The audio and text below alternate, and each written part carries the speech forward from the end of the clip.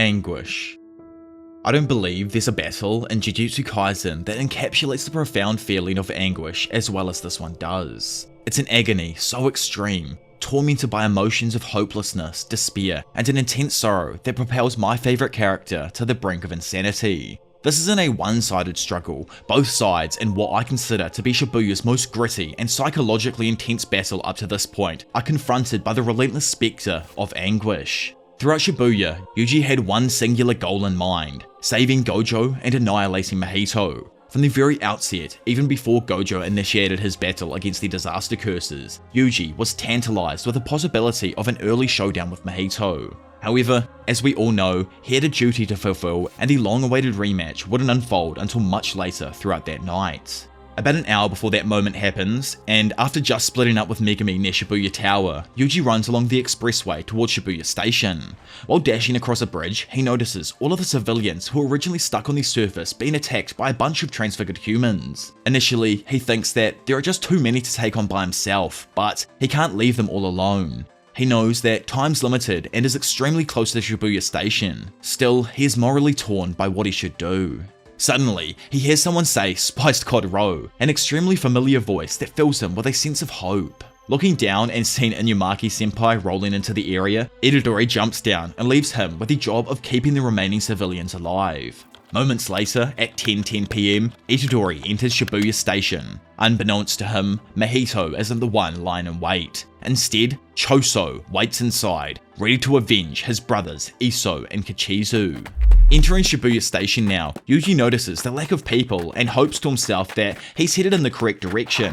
Pushing forth regardless, Yuji goes down an escalator before coming to an immediate halt. In front of him, no one other than the eldest cursed womb, Choso, who, by the way, was in kind of a game with Jogo and Mahito at this point over who would be able to kill Yuji first, notices him and instantly gets ready to avenge his brothers.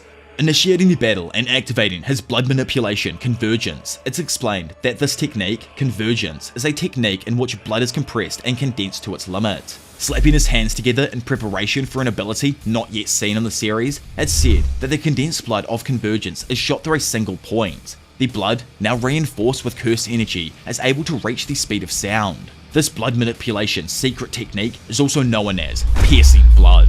Catching Yuji off guard due to the sheer speed of Choso's shot, he's just barely able to chuck up his hands in time to block the drill-like bullet. Realizing that this technique ain't stopping after it hits, Yuji freaks out knowing that it's about to blast through his arm. Before Yuji loses his arm, he bends his body to the left out of the way of the attack. Choso immediately follows up by casting Convergence again, swirling blood between his hands and condensing it into a ball between his palms. Getting down low, Yuji boosts himself forth and rushes towards Choso while simultaneously avoiding another incoming piercing blood attack. Closing the gap now, and before Choso can attack him with more blood, Yuji uppercuts the curse worm a bunch of times with his injured arm. Choso blocks the attack with his arm and leg, and Yuji winces from the pain of using his damaged limb. Feeling something different though, Choso's guard is randomly hit with a double impact, something Choso finds strange. The impact of obviously Yuji's divergent fist here forces Choso to slide back out of the close combat range. While they're standing off, Yuji acknowledges how badly his arm is beaten up, so because he can't really move it, decides to mainly keep attacking with his left. Curious over something himself, Choso uses the opportunity to ask Yuji if his younger brothers had left him with any final words. Confused about what he means obviously regarding his younger brothers because Yuji didn't know them as brothers, Choso seeks clarification, specifying that he's referring to the two that Yuji had killed. Memories of the brothers then flash through his mind, and Yuji laments as he recalls Iso crying in his final moments. Yuji reveals that they didn't really exchange any final words, but as he reminisces about the moment a tear fell from Iso, he asserts that, in their own way, they did cry. Initially shocked by this revelation, seconds later, an overwhelming sense of desperation and rage consumes Choso. He screams for his brothers to take a good look, because this is their older brother, and his fury erupts in a chilling aura of bloodlust around him. Condensing several orbs of blood around him and slamming his hands together in the firing stance of piercing blood, Choso once again takes aim towards Yuji, who is standing down the corridor from him. Yuji realizes Choso's game plan. He knows that the cursed worm is purposefully keeping his distance, and the blood beam is too fast for him to counter it before it hits. He theorizes that it's likely a 50-50% chance of him being able to dodge, but if he does make the wrong move, he'll undoubtedly die. Jumping off the floor and surprising Choso with these actions, Yuji deduces that this way he can control the timing of the shot himself. Confident, Choso recognizes that this is bait, but decides to play along anyway. Seeing that Yuji is about to land back on the floor, he fires his piercing blood directly at Yuji's face. However, the very moment Yuji's feet touch the ground, he shifts his upper body weight and leans back, narrowly avoiding the attack. Continuing forth, Yuji instantly propels himself back up and charges at Choso. Choso admits that Yuji isn't half bad. However, he whips his piercing blood down, bending the beam and almost hitting Yuji. Yuji slides under the attack and circles behind Choso. Coming to an understanding of the ability now, Yuji figures that piercing blood only moves quickly at the beginning, so as long as Yuji avoids the initial strike, he can still get in close to the curse user and turn this into a full-on fist fight. However, Yuji misread the situation. Having kept some condensed blood near him for this exact scenario, Choso activates another technique, Supernova. Suddenly, those orbs of condensed blood floating around Choso explode just as Yuji gets in close to him, essentially firing 3 buckshots of condensed blood at a point-blank range into Yuji's back, severely injuring him. Stumbling forward from the sheer force of Choso's ability, the Curse Worm takes advantage of the situation and uses his blood manipulation to create a small dagger. Then, in a scene reminiscent of Toji vs Gojo, Choso quickly jabs both of Yuji's feet with a blood knife. However, as he tries to remove the blade, Yuji flips the situation back in his favour, and even with his foot stabbed, throws a powerful head kick. Choso blocks the kick, but Yuji stands on his hands and uses his acrobatic agility to flip around and get behind Choso once again. Coming down from above now, Yuji lands a crushing axe kick to Choso's jaw, knocking him back across the ground for a moment. Yuji tries to capitalize on the situation as he knows that he's got to stop him from creating more condensed blood and keep the fight in a close range, but Choso suddenly assumes piercing blood's firing stance. Confused, Yuji stops running and goes to block. He initially believed Choso obviously couldn't fire the beam without more blood orbs and considers that maybe he has some left. Faking him out though, Choso comes out of his stance and hits Yuji with a left hook to the body. Yuji is pushed back and realizes that the firing pose was an effective fake out. Following up, Choso activates Flowing Red Scale, increasing his physical ability and keeping the pressure on Yuji. He then delivers an uppercut to Yuji's throat, sweep kicks him so he falls, and then palm strikes him on the face on the way down. Not enough for him though, Choso continues downward and smashes Yuji's face into the floor with a palm strike, then quickly backs up. Instantly Yuji recovers though, somehow I don't even know how he didn't even get hurt from that one there. But Choso, standing there ready for him, slams his hands together and activates Convergence, before firing a point-blank piercing blood directly at him. With no time to block it all, the beam hits his torso, sending him reeling back. Realizing that he rushed the technique though, Choso thinks that he probably didn't condense the blood enough. Still grievously injured, Yuji worries that Choso may be too strong to handle. Out of the freaking blue though, and making his re-emergence in the story, Yuji's thoughts are interrupted when Mikamaru's voice abruptly starts asking, what the hell's going on here? Wanting to know where he went, Yuji asks Mikamaru where he's been this entire time. In Kakichi's voice now, he explains that he needed to conserve energy since there's still something he has to do. Just damn, it's probably to do with me, man. However, Mikamaru recognizes Choso from back in his traitorous days, and that he uses blood manipulation. Knowing that Keimo also uses it, Yuji asks if he possibly knows any weaknesses, but sadly, he doesn't know. He explains that blood manipulation is one of the treasured curse techniques passed down through the Keimo family line. It's a technique prized for its overall balance, and since Choso is a cursed womb, he won't suffer any sort of blood loss, meaning he effectively has no weaknesses here. Yuji thanks Mikamaru for this seemingly useless information just as he dodges another shot from Choso's piercing blood, but Mikamaru also advises him to retreat into the bathroom, confusing Yuji. He realizes that it's probably random to bring up now, but the little bot thinks that there's a 10% chance of this working. If it does fail though, he tells the young sorcerer to please die gracefully because at the current state he's going, he'll be killed anyway. Listening to the big mech, Yuji makes a mad dash to the bathroom. Choso thinks he's a freaking nutter for running down a corridor with only an elevator and bathrooms. No matter where he heads, it's like shooting fish in a barrel for him now. Once he hears the damn racket coming from inside though, Choso is spooked by these strange sounds and remembers that Yuji did kill his brothers, so he definitely isn't a fool. Plus, what's this second voice now? He knows something strange is going on, so he tells himself to stay alert. Choso condenses several orbs of blood around him, but randomly Kakichi's voice calls out to him, baiting him to come to the bathroom.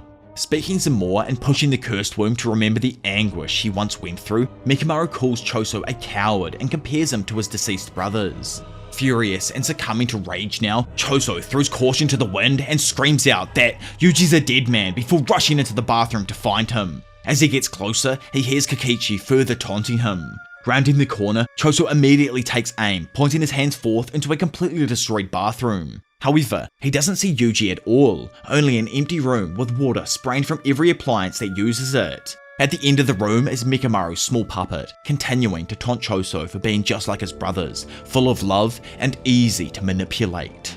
Destroying Mikomaru with a piercing blood, Yuji suddenly takes Choso by surprise as he appears behind the death painting, ready for the counterattack. Over the other side of the room, and as Kokichi's little bot slowly starts to fade, he thinks that things are now going according to plan, but it's all or nothing now for Yuji. Back in the scuffle, Yuji throws a right hook, but Choso blocks it with his elbow. Due to what I'm obviously assuming was a divergent fist, it pushes Choso to the far side of the bathroom. With all of the water spraying out of every orifice, Choso believes that Yuji just blew his last chance, as now he has nowhere to run. He prepares to fire his piercing blood. Randomly though, even before he can assume the stance, the orbs of condensed blood suddenly start falling apart, dispelling convergence and surprising Choso.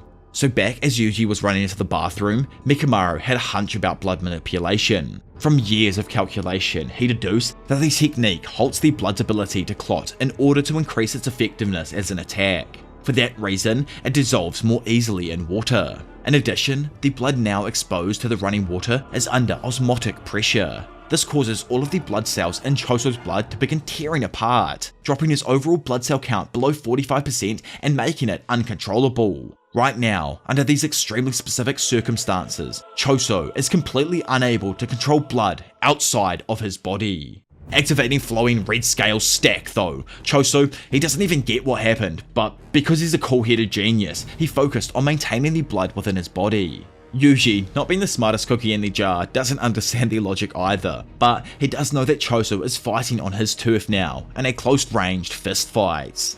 Standing there, they both assume their fighting stances, as all around, water violently bursts forth, breaking apart the room. Initiating the showdown, Choso begins with a right jab, but Yuji parries it to outside of the center line and counterattacks with a headbutt. This sends Choso sliding back while Yuji tries to follow up and lands another hit that sadly ends up missing for him. Choso throws a left hook of his own, but Yuji uses the momentum of his own punch to spin around and land a flying head kick. This attack snaps Choso's head back and gives Yuji the confidence to believe that he can win.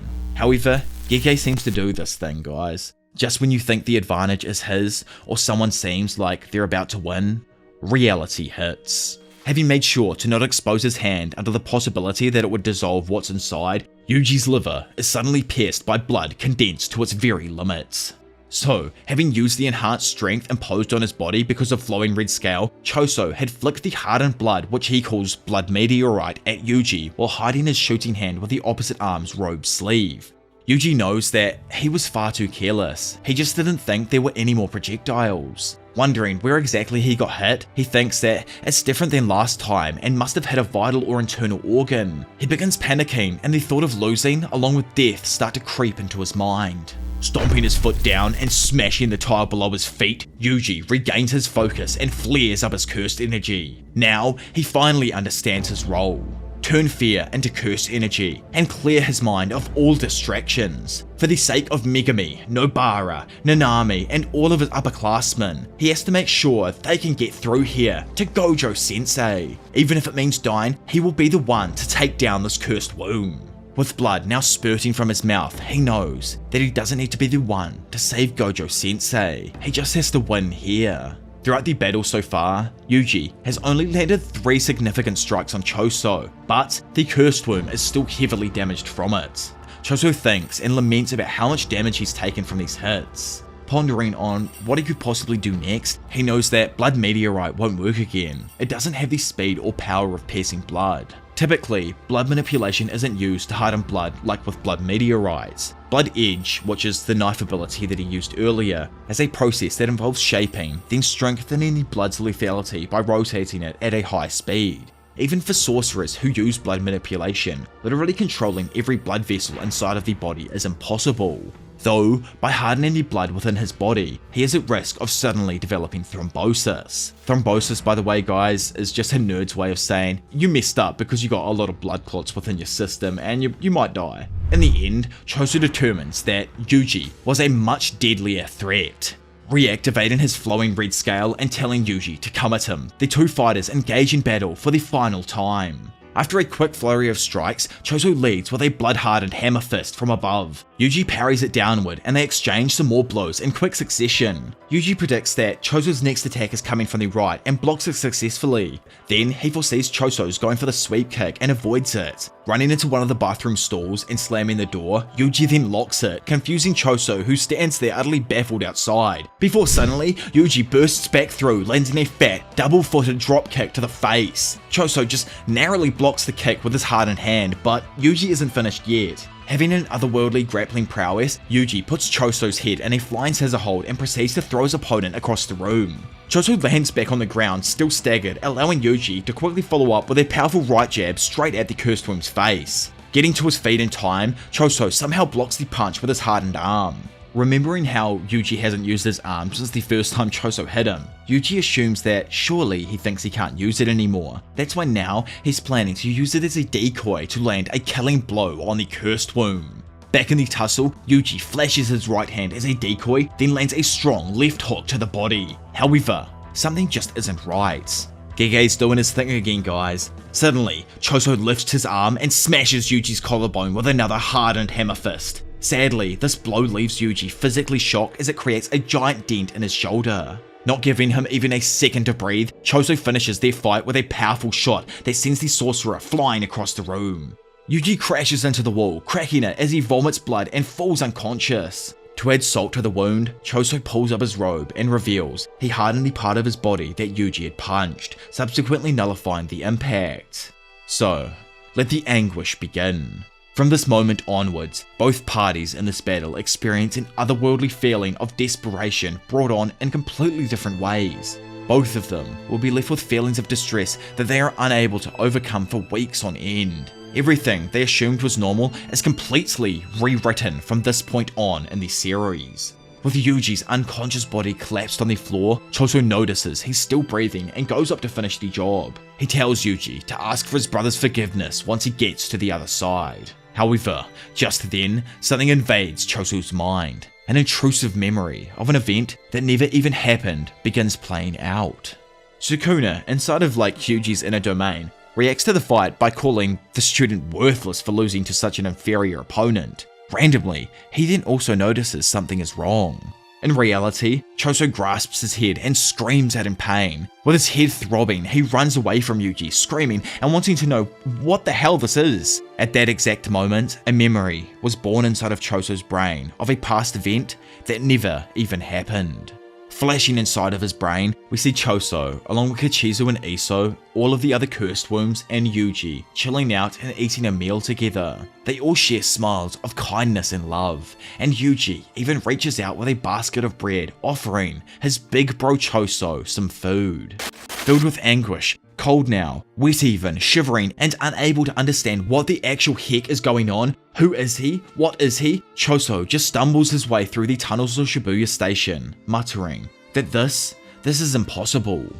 So yeah, this is obviously one of the greatest fights in the series hands down. What comes after this moment is actually mental, and like I said, each character has to deal with the consequences of this battle. Yuji obviously won't realize for a while what he gets used for, and that's when he feels the undeniable feeling of anguish. But Choso is just left confused with the fact that he almost killed his own brother. Was he, truly his brother? Obviously, if you've read up to the current date, spoiler alert, but he is. Was it the same as with Todo? It would be interesting to see further on throughout the series if that ever reappears, because we still don't even know with that right now. So many questions to come from this moment, and I love it. Be sure to let me know what fight you want me to recap next from Shibuya, and if you are new around here, make sure to subscribe to keep up to date with a bunch of different story-based anime content. Leave a like if you have enjoyed the video, but for now, it's been your professional degenerate Diavolo, and I will see you all in a bit.